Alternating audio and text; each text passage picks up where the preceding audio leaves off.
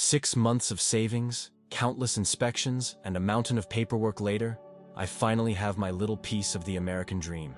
A modest house in Oakwood Heights, a quiet upper-middle-class neighborhood where people still wave when you pass by. The crown jewel? A medium-sized pool in the backyard. My private escape after long days investigating police misconduct. Today's Friday, and the summer sun is still shining bright at 6 in the afternoon. I'm soaking in the warm water, with a whiskey resting on the edge of the pool. As an internal affairs officer, I spend my days dissecting problematic behavior and abuse of authority. Few neighbors know what I do. I keep a low profile because of work. I work for the government, is all I say when asked. The smell of barbecue fills my yard. The neighborhood social club is putting on some event at the community center 2 blocks away. They almost invited me this time. Almost. At 32, I'm still considered the rookie among residents who've lived here for decades. Subscribe to the channel and leave your like to get access to more stories like this. The doorbell rings. 1, 2, 3 times in quick succession. I get out of the pool annoyed, wrap a towel around my waist, and walk to the door. Through the peephole, I recognize the perfectly styled haircut and rehearsed smile of Karen Williams, the president of the Homeowners Association and self-proclaimed soul of Oakwood Heights. "Michael, so good to have you home." Karen, 45, forces her way in without an invitation, her voice echoing as if she's already in the middle of a conversation. "We have an emergency situation with the fundraising for the park renovation." "Good afternoon to you too, Karen," I reply, adjusting my towel. "We need your pool, tomorrow, from 2 to 7. She doesn't ask, she announces. "We're charging $20 per entry, all going towards the park renovation. You'll be mentioned as a donor in the neighborhood newsletter." I study her face for any signs of hesitation or guilt about this absurd invasion of privacy. I find none. "Karen, my pool isn't available for community events." She laughs as if I told a joke. "Michael, everyone contributes something. The Petersons lent their garden for the spring auction. The Goldsteins always offer their garage for the Christmas bazaar. It's time for you to show some community spirit." Saturday, 1:45 p.m. I watch from my office window as Karen drives her SUV up to my driveway, followed by a convoy of cars. 3 men unload coolers and speakers.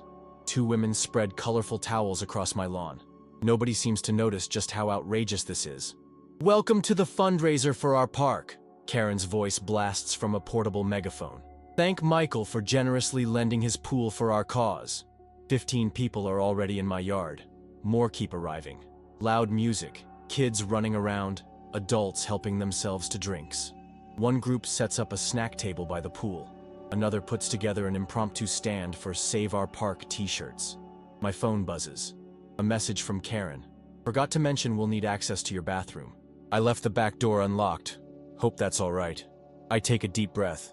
Instead of confronting them right away, I decide to implement my strategy. Years of investigating corrupt officers have taught me that documentation is everything. I discreetly activate the security cameras I installed when I moved in, open a file on my computer, and start recording every violation. 3 hours later, the invasion reaches its peak. 42 people are roaming my property. Karen has organized a mini auction on my back porch. I even spot the municipal judge among the guests.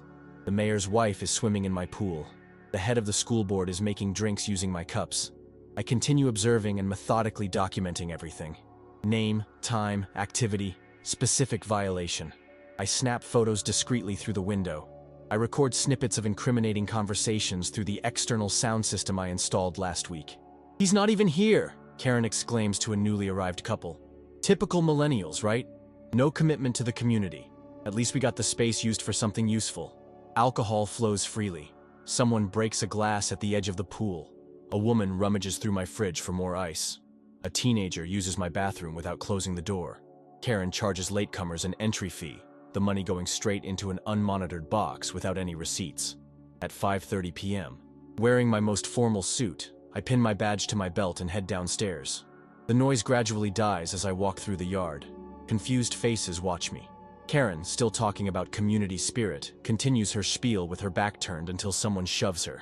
"Good afternoon, everyone. I'm Michael Thompson, the owner of this house and an internal affairs officer in the police department." Instant silence falls. Karen turns, her face shifting between confusion and disbelief. "You're all taking part in unauthorized trespassing. I have documented every aspect of this event over the past 210 minutes. I show my phone with the detailed file. This includes the unregulated $20 charge per person with no receipt provided, the consumption of alcohol on private property without the proper license, and damage to my property. Karen moves forward, trying to regain control. Michael, you're exaggerating. It's a charity event. Miss Williams, I can show you 42 messages where I explicitly refused permission for this event. I have records of you using my property to charge around $840 without proper authorization or taxation documentation. The municipal judge steps away discreetly. The guests start grabbing their stuff, avoiding eye contact. This is ridiculous, absolutely ridiculous. Karen's voice soars several octaves, wavering between outrage and panic. Her face, once flushed by the sun and confidence, now visibly pales. I organize this for the good of the community, for our park. I watch with the calm, methodical demeanor honed over years of interrogations. Her emotional collapse follows a predictable pattern. First denial, then a feeble moral justification. The next step would be, everyone here knows my work in the neighborhood. 20 years of service. 20! Karen circles around, looking for support in faces that, just minutes ago, treated her like suburban royalty. She finds only downcast eyes and hurried steps toward the gate. The Petersons, who lent their garden for the spring auction, now pretend not to know her. The Goldsteins, who yesterday were cited as examples of community spirit, efficiently pack up their belongings. The suburban solidarity dissolves like sugar in hot water. Michael, let's talk like adults. Karen tries a conciliatory tone, but her voice trembles. Clearly, there's been a misunderstanding. I thought you'd implicitly agreed when you didn't show up to protest. A misunderstanding would be me leaving my door unlocked and you barging in by mistake. This was a planned and executed invasion despite my repeated clear refusals. The woman who was rummaging through my fridge hurries out, leaving behind a trail of chlorinated water. The teenager who used my bathroom with the door wide open now hides behind his parents. The deafening music gives way to awkward murmurs and the sound of cars starting up. Karen looks around, noticing her event's rapid disintegration and, more importantly, her plummeting social status. Her breathing quickens. The legendary control she once had over the association meetings melts away like makeup running under her eyes. You can't do this. Her voice drops to a furious whisper. Do you know who these people are? Judge Harrington was here, the mayor's wife. Exactly. And I have everyone documented participating in potentially illegal activities. Her hands begin to tremble. The red wine glass she was holding slips from her fingers, shattering on the pool deck and splashing red liquid like a small pool of blood, a symbolic hint at her social death. You planned this, she accuses, finally understanding. You let this happen just to catch us in the act. I merely documented a series of violations that occurred after my explicit refusal. The crowd continues to disperse. Karen watches, stunned, as people who would normally fight for her attention now avoid even a farewell wave. The social empire she built over years of charity parties, school events, and association meetings collapses in real time. My husband is a lawyer, she pleads, a final desperate card. Great. He can explain the difference between fundraising and embezzlement. Tears start to well in her eyes. Not tears of remorse, but of humiliation, of someone used to calling the shots now facing the consequences. The phone in her hand buzzes incessantly, probably messages from the same guests who are now fleeing, trying to get away from the ongoing social disaster. 20 years building this neighborhood, she repeats, more to herself than to me. 20 years. Her makeup, which had been perfect an hour ago, now forms dark streaks down her face. Her hair, once immaculate, is disheveled by the wind. The transformation is stark, from the confident suburban matriarch to a middle-aged woman facing the fragility of her power. The sound of sirens in the distance cuts through the afternoon air. I haven't called them yet, but someone, maybe one of the guests trying to distance themselves from the situation, apparently did. Karen looks at me with wide eyes, as the reality of legal consequences finally sinks in. Officers are on their way, I inform her in a neutral tone, probably responding to a disturbance complaint. The last of the guests speed off, leaving behind plastic cups, wet towels, and food scraps. An entire family jumps over the side fence to avoid meeting the authorities approaching from the front. Another speeds out the gate as if fleeing a fire. This is going to ruin my reputation, Karen murmurs, the weight of reality sinking in like a stone in a pond. The school committee, the homeowners association, the hospital fundraising group, I say nothing. Years of investigating misconduct have taught me that silence often reveals more truths than questions. We can settle this among ourselves, she tries, regaining a flicker of her usual composure. Without involving the department, without reports, I can cover any damages. 2 patrol cars pull up in front of my house. 4 uniformed officers approach from the side. I recognize Sergeant Rodriguez and Officer Chen, both competent professionals I've worked with in past investigations. Officer Thompson, Rodriguez greets with a formal nod, quickly assessing the situation. We received a call regarding a disturbance and possible trespassing. That's right, Sergeant. I'm dealing with an unauthorized party on my private property. Karen quickly collects herself, years of social maneuvering kicking in. There's been a misunderstanding, officers. I'm Karen Williams, president of the Homeowners Association. We were just having a charity event for... Do you have written or verbal permission from the owner? Officer Chen interjects, opening his notebook. Well, not formally, but... Actually, I step in. I have documented multiple explicit refusals. I show my phone with all the dated messages. Ms. Williams ignored every single one, forced her way into my property, brought about 42 people without permission, charged fees for entry without proper documentation or declaration, and allowed alcohol consumption without the proper license. Rodriguez nods, as professional as ever. Understood. Can we see this documentation, sir? I transfer the files to the official tablet. While Rodriguez reviews them, Chen continues to question Karen, whose confidence visibly fades with each inquiry. How much money did you roughly collect? I don't have an exact figure yet. Where is the money currently? Karen hesitates, then points to a decorative box on the makeshift drinks table. And what about receipts or payment records? This is an informal event, officer. It's for charity. Chen jots something down in his notebook, his expression impassive. Do you have a license to sell alcohol on private property? We weren't selling alcohol. We were just charging admission. And providing alcohol as part of that paid admission? Karen's silence is a sufficient answer. Rodriguez finishes reviewing my files. Mr. Thompson, would you like to file a formal complaint? Yes, Sergeant. Trespassing at the very least. I'd also like an investigation into the undocumented fundraising. Karen pales even more. This is unnecessary. All the money was for the park. I have receipts from other events. I can show... Ms. Williams, you'll have the chance to present your documentation at the station. Officer Chen replies as he pulls out his handcuffs. Karen Williams, you are being detained for investigation regarding trespassing, organizing an unauthorized event, and possible embezzlement. This is absurd. I'm a respectable citizen. Tears come back in full force as Officer Chen recites her rights. Michael, you can't do this. I volunteer at your neighbor's school. I organize the Christmas campaign for underprivileged families. I watch in silence while she is escorted to the patrol car. For years, I've investigated cases of abuse of power and disregard for basic rules of coexistence. The scale is different, but the principle remains. Nobody is above the rules, whether they're armed officers or suburban matriarchs with perfectly styled hair. Rodriguez stays behind to collect additional statements and photograph the damages. A broken bathroom window, high-heeled marks on the wooden deck, chips along the pool edge, 2 ornamental vases shattered. He estimates the material damage at roughly $1,200. Does that include the cleaning? He comments, eyeing my yard. Do you want to add property damage to the charges? For now, no. Let's focus on the trespassing and the undocumented fundraising. He nods, understanding.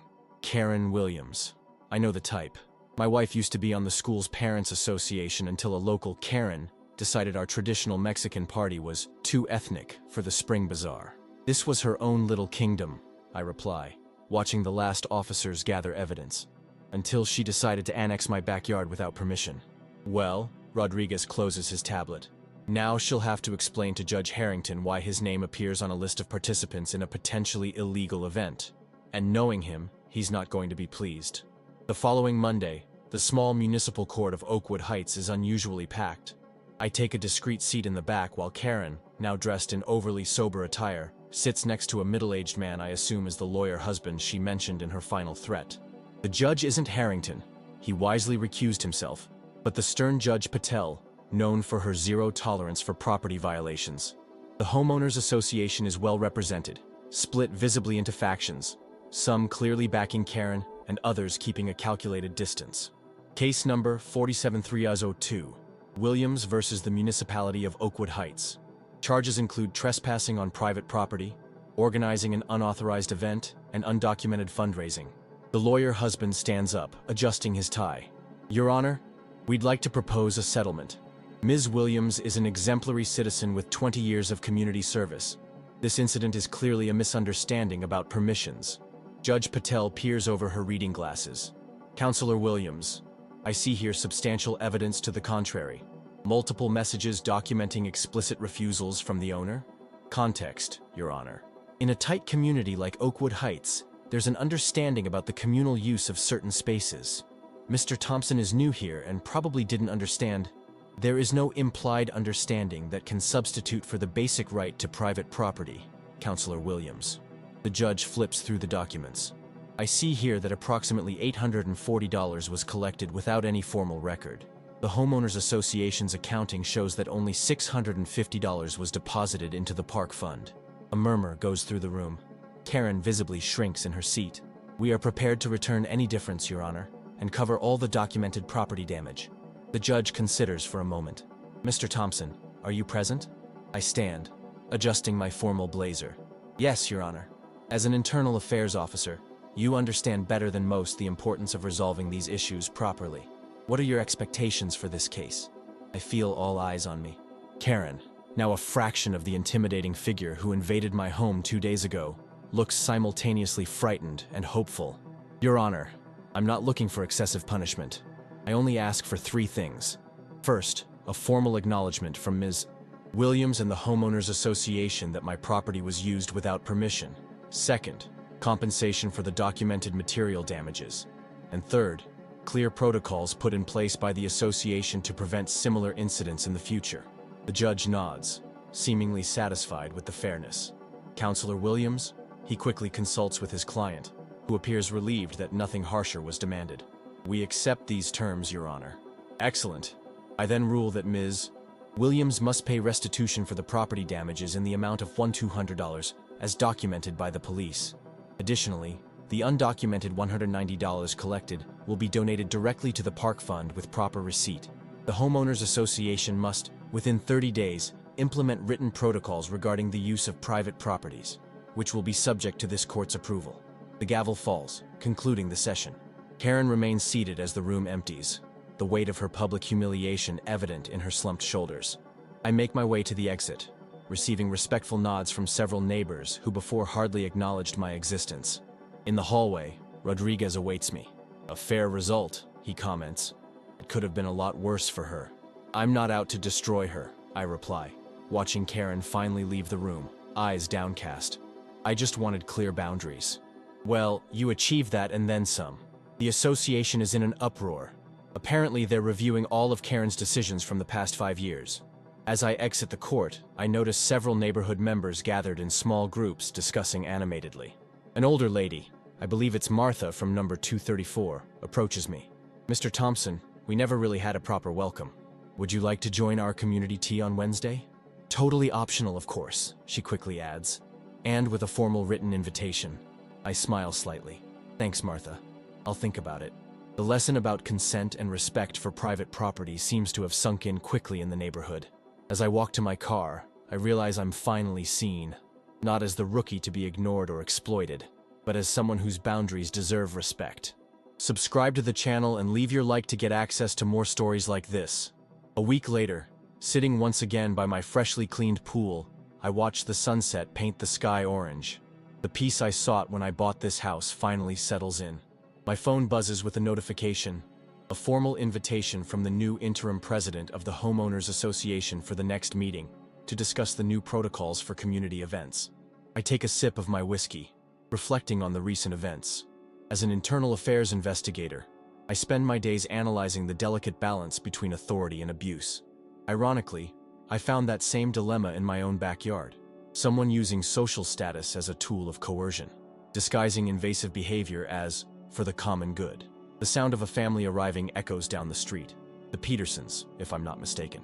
They greet me with a respectful wave before heading inside, a small gesture that would have been unthinkable 2 weeks ago. The neighborhood dynamics have subtly shifted. People now knock before entering, ask instead of demanding, invite rather than impose. My mind goes back to the messages I exchanged with Karen. Her language revealed a worldview where certain people had implicit rights over others' spaces. You should contribute. Everyone takes part. It's for the good of the community. Seemingly harmless phrases that, in the right context, become tools of manipulation and control. My phone buzzes again. It's an email from the court informing me that Karen has completed the payment for damages and restitution. Attached is a formal letter of apology, probably drafted by her lawyer husband, but signed by her. I read it quickly. The words are proper, polite, and yet I sense a lack of true understanding. To her, my reaction still seems disproportionate, my insistence on privacy a selfish mystery. Maybe it's inevitable. In internal investigations, I often find genuine officials baffled when confronted with their problematic behavior. We always did it this way. Nobody complained before. Prolonged privilege creates blindness to the boundaries of others. In the distance, I see work beginning on the neighborhood park. The project that supposedly justified the trespassing on my property moves forward, now with properly documented funding and permissions in place. The final irony, the incident ended up drawing more attention to the cause, resulting in larger-than-expected donations. A young family walks along the sidewalk. New residents, I hear. They bought the house 3 streets down.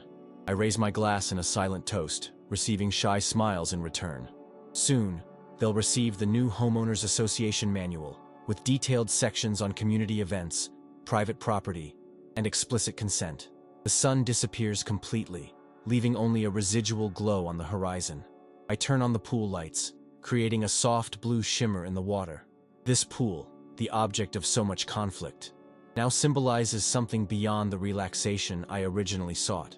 It represents a set boundary, a principle we fought for. Community is essential. I've never doubted that. But true community is built on mutual respect, not imposition. On invitations, not invasions. On asking, not assuming. Tomorrow, I'll respond to the association's invitation. I'll attend the meeting and contribute ideas for the new protocols. Maybe I'll even offer my house for a future event. Properly planned, formally agreed upon. But tonight, I dive alone into the illuminated water of my private pool, savoring the hard-won tranquility. The balance between individuality and community is delicate, but now in Oakwood Heights, at least it's being consciously discussed.